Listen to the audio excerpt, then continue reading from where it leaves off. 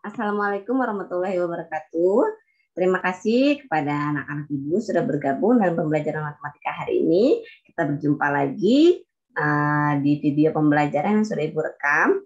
Jadi pertemuan sebelumnya kita sudah membahas tentang barisan dan deret geometri ya nak ya. Itu materi terakhir di bab 1 tentang pola bilangan. Nah, hari ini Ibu akan membahas materi selanjutnya di bab 2 yaitu tentang sistem koordinat. Nah, koordinat mungkin kalian sudah pernah mendengar, sudah familiar sebenarnya dari SD juga pernah ya.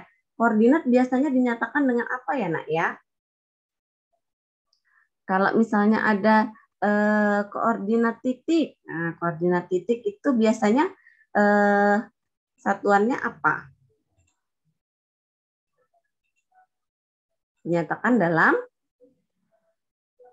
bentar ya. Ya biasanya sistem koordinat itu dinyatakan dengan titik ya, pasangan titik. Jadi kalau kalian biasanya tahu koordinat itu dinyatakan dalam misalnya ada titik koordinatnya 3,4.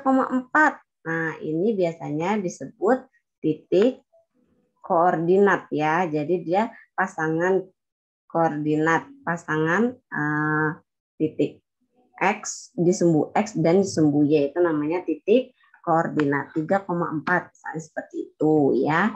Nah, kita akan belajar tentang bagaimana cara membaca titik di koordinat, kemudian bagaimana menentukan koordinat sebuah titik, kemudian menentukan istilah-istilah yang ada di sistem koordinat.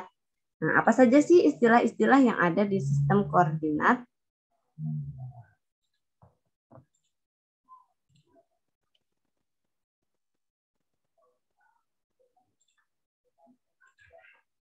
Nah, apa aja sih istilah yang ada di bidang di sistem koordinat? Nah, pertama kita punya bidang koordinat kartesius ya. Bidang kartesius itu yang ini. Nah, seperti gambar ini ada terdiri dari sumbu X nih yang ditandai warna merah, kemudian ada sumbu Y yang ditandai dengan warna biru. Jadi sumbu X itu secara horizontal dari kiri ke kanan, di mana yang sebelah kanan ini adalah sumbu X yang positif, bilangannya positif semua ya, dan di sebelah kiri itu adalah bilangan yang negatif ya. Nah, kemudian sumbu Y itu ada sumbu yang vertikal, atas dan bawah. Kalau yang di bagian atas itu adalah sumbu Y positif, kemudian yang di bagian bawah itu sumbu Y yang negatif. Bilangannya negatif semua, seperti itu. Itu istilah pada bidang kartesius ya. Ada sumbu X, ada sumbu Y, sudah tahu itu ya. Nah, kalau sudah tahu kita lanjutkan. Kemudian ada lagi istilah lagi. Selain ada sumbu X dan sumbu Y, juga ada istilah absis dan ordinat. Nah, apa itu absis dan ordinat? Jadi kan kita punya istilah koordinat dulu ya. Koordinat itu adalah posisi titik pada bidang kartesius yang dituliskan dalam X, Y. Nah, jadi kalau pasangan X, Y itu namanya titik koordinat. Pakai K ya, koordinat itu pasangan X, Y. Sedangkan titik X-nya itu disebut dengan istilah absis. Nah, kemudian titik Y yang di belakang itu disebut ordinat. Jadi nggak pakai K. Jadi beda ya, koordinat dengan ordinat, perlu dicatat. Koordinat itu adalah nilai Y. Kalau koordinat pasangan X, Y gitu ya. Nah, coba kita contoh. Misalnya Ibu punya dua titik, titik A dan titik B. Coba dari titik A, coba kalian tuliskan koordinat titik A. Nah, kalau koordinat itu pasangan X, Y. Kamu lihat di sumbu X, nih, jadi ini kan ada titik A. Kita turunkan di sumbu X. Di sumbu X dia terletak di titik 3 ya. Berarti koordinatnya 3. Kemudian Y-nya berapa nih? 5. Oke, maka koordinat titik A adalah 3,5 gitu kan ya. Nah, kalau yang ditanya absis, absis itu nilai X-nya. Berapa absisnya? 3. Kalau ordinat itu Y-nya. Y-nya adalah 5 gitu. Gampang ya. Kalau titik B, nah titik B X-nya berapa ini? Negatif 4. Negatif 4. Y-nya berapa? Negatif 3. Maka koordinatnya adalah pasangan X, Y. Jadi negatif 4, negatif 3. Kalau absis itu X-nya negatif 4. Koordinat itu Y-nya negatif 3. Gitu aja. Saya bisa dong, gampang, mudah. Memang bab sistem koordinat ini tidak terlalu susah. Jadi Ibu yakin kalian pasti bisa. Karena kan pintar-pintar semua. Oke, lanjut ya. Nah, sekarang kita membahas tentang jarak titik terhadap sumbu X dan Y. Bagaimana cara menentukan jarak titik terhadap sumbu X? Nah, cara gampangnya, cara mencari jarak titik terhadap sumbu X itu kamu tinggal ambil nilai Y-nya yang positifnya. Sedangkan yang jarak terhadap sumbu Y itu ambil nilai X-nya yang positifnya. Jadi berkebalikan ya. Kalau yang ditanya jarak titik terhadap sumbu X, yang diambil Y. Kalau yang ditanya jarak terhadap sumbu Y, ambil yang X. Gitu. Itu cara cepatnya. Maksudnya gimana, Bu? Misalnya gini, misalnya ada titik A 3,5. Berapa jarak titik A terhadap sumbu Y? Caranya apa tadi? Kalau jarak terhadap sumbu Y, ambil nilai X-nya. Nih, X-nya berapa?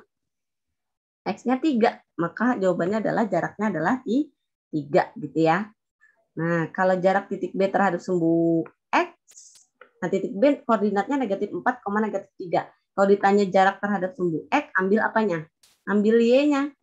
Nah, Y-nya kan negatif 3, tapi ambil positifnya aja, yaitu positif 3. Karena jarak itu nggak ada yang negatif ya. Jadi walaupun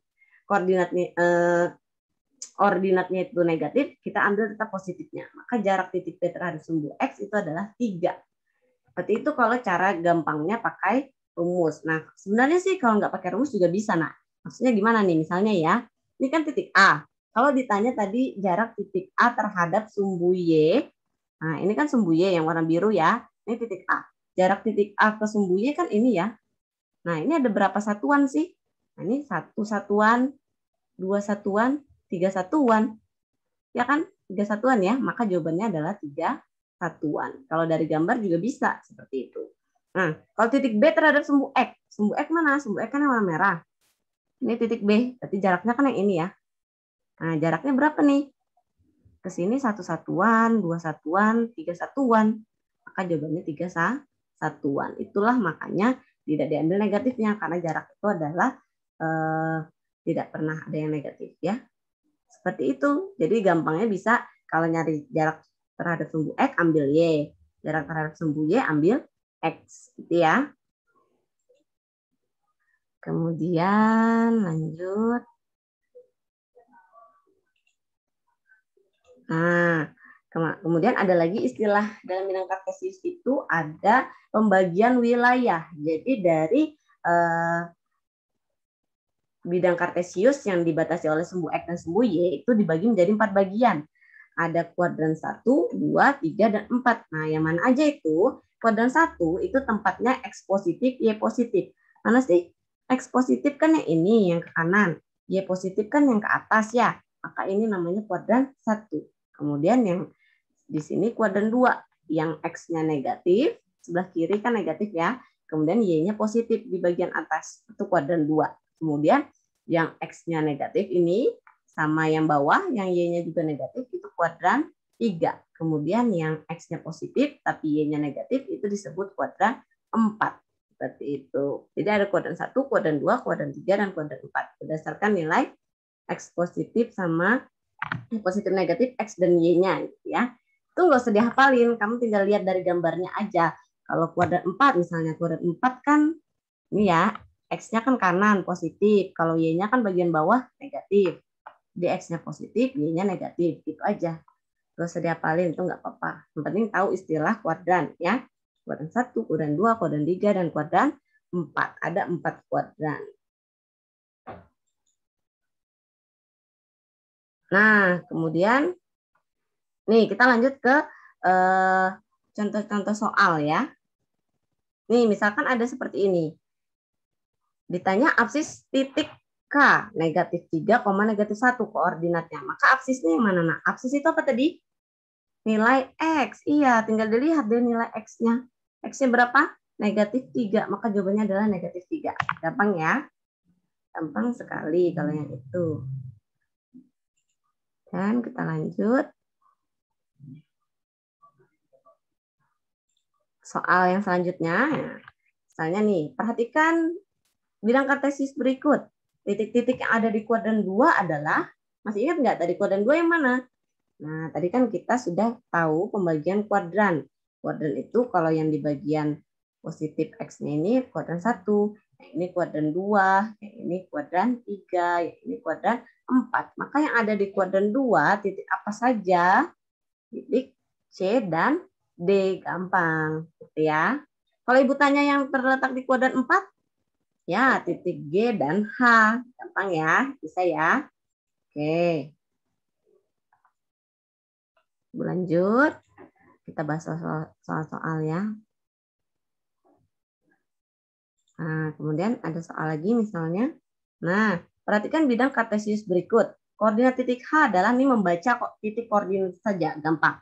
Titik H koordinatnya berapa, Nak? Nah, kamu perhatikan baik-baik tuh, berapa nilai X-nya.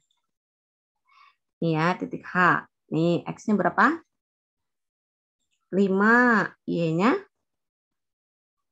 min 2. Berarti 5, negatif 2. Nah, jangan salah. Itu bahaya kalau salah menentukan negatifnya ya. 5, negatif 2. Kalau Ibu tanya koordinat titik C. Nah, kalau koordinat titik C berapa X-nya? Negatif 4. Y-nya 4. Berarti kalau titik C negatif 4,4 gitu ya.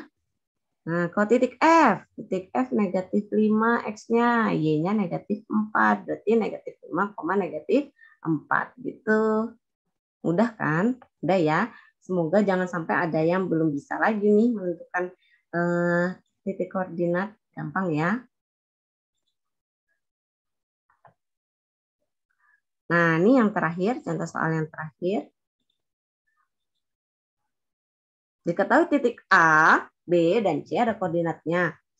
Nah ini soalnya menantang nih. Jika ketiga titik tersebut dihubungkan akan membentuk bentuk apa? Nah ini kita harus gambar, ya kan? Pertama gambar dulu sumbu X dan sumbu Y. Kemudian gambar koordinatnya ya. A itu 3,1. Misalnya di sini 3, di sini 1 ya. Maka di sini titik A 3,1. Nah kemudian titik B 3,5. Ini sini 1, 2, 3, 4, 5. Saya sini 5 ya. Di titik B di sini. Terus di titik C negatif 2,5. Nah, negatif 2 kan di sini ya. 5-nya di situ. Di sini titik C. Nah, ternyata bentuknya membentuk bangun apa ini, Nak? Kalau kita hubungkan. Ternyata membentuk bangun segitiga. Nah, segitiga apa itu namanya? Segitiga siku-siku. Berarti jawabannya adalah C, segitiga siku-siku. Seperti itu. Jadi kalau ada soal seperti ini kita harus gambar ya. Oke. Sepertinya untuk pertemuan hari ini cukup sampai di situ. Jadi kalian yang penting tahu bagaimana menentukan absis, koordinat, kemudian bagaimana membaca koordinat titik, kemudian bagaimana cara menggambar sebuah koordinat titik, dan juga kemudian menentukan jarak titik terhadap sumbu X dan terhadap sumbu Y. Kalau terhadap sumbu X tinggal ambil Y-nya, kalau jarak terhadap sumbu Y tinggal ambil X-nya. Gitu ya tadi ya. Mudah ya. Silakan nanti kalian uji pemahaman dengan mengerjakan latihan yang Ibu berikan ya. Terima kasih atas perhatiannya. Ibu akhiri. Assalamualaikum warahmatullahi wabarakatuh. Sampai jumpa lagi.